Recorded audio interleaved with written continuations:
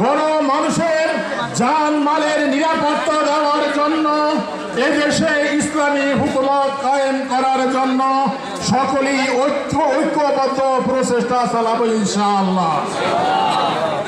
আল্লাহ বলেছেন ওয়াতাসিমু বিহাবলিল্লাহি জামিআ ওয়া লা তাফাররাকু, তোমরা আল্লাহর রজ্জুকে মজবুত করে ধরো, বিচ্ছিন্ন হয় না।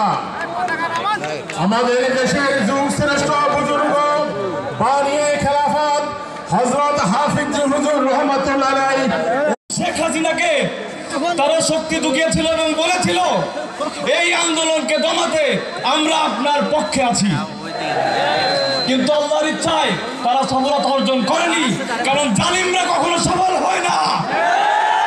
আপনারা জানেন আমার পাবলিক ইউনিভার্সিটির ভাইদের যখন দমন পীড়নের পরে তাদের আওয়াজকে দমিয়ে ফেলা হয়েছিল, এই প্রাইভেটের শিক্ষার্থীরা বুকের তাজা রক্ত দিয়ে এই আন্দোলনকে সক্রিয় করেছিল।